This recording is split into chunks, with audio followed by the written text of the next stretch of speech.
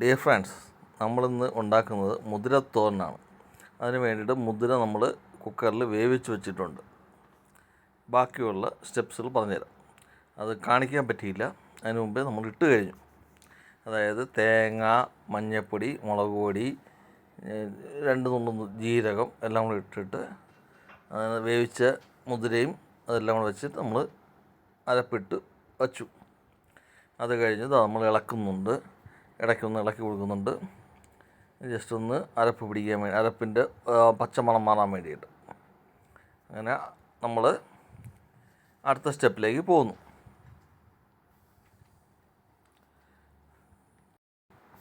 നമ്മളിപ്പോൾ മുതിരയ്ക്ക് കടുക് വറുക്കാൻ പോവുക.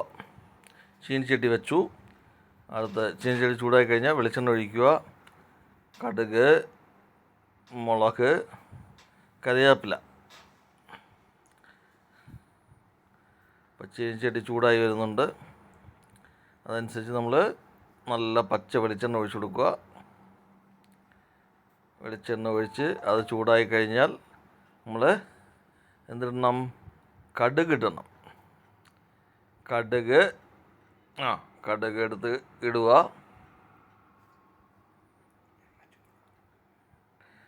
അത് എണ്ണ ചൂടാവുന്നേ ഉള്ളൂ. ചൂടായി കഴിയുമ്പോൾ കടുക് ഇടുക.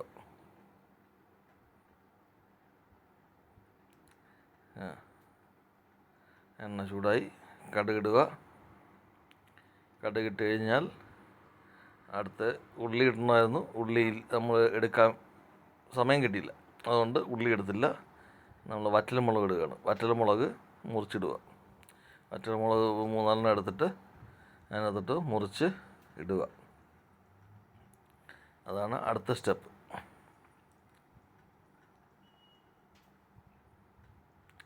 വറ്റൽമുളക് ഇട്ട് കഴിഞ്ഞാൽ അടുത്ത കറിവേപ്പില ഇടുക. കറിവേപ്പില എടുത്തിടുക. അത് കഴിഞ്ഞാൽ നമുക്ക് മുതിരയ്ക്കകത്തോട്ട് ഇത് ഒഴിച്ച് റെഡിയാക്കുക. എന്നിട്ട് നമ്മൾ ചോറും മുതിരയും പിന്നെ ഉള്ളത് മീൻകറിയാണ്. മീൻകറിയും മുതിരയും ചോറും കൂടെ കഴിക്കുക. അപ്പോൾ ഇത് റെഡിയായിട്ടുണ്ട്. കടു ഏകദേശം എല്ലാം, താളിപ്പെല്ലാം റെഡിയായിട്ടുണ്ട്. അത് ഓപ്പൺ ചെയ്ത് അതിനകത്തോട്ട് നമ്മൾ ഒഴിക്കുക.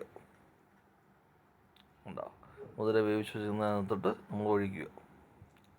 ഒഴിച്ച് മിക്സ് ചെയ്ത് അടച്ചു വച്ചിട്ട് നമ്മൾ അത് കഴിക്കുന്ന സമയമാകുമ്പോൾ എടുത്ത് കഴിക്കുക. ഇതാണ് മുതിര. നിങ്ങൾ ഉണ്ടാക്കിയിട്ടില്ലെങ്കിൽ ഉണ്ടാക്കി നോക്കുക.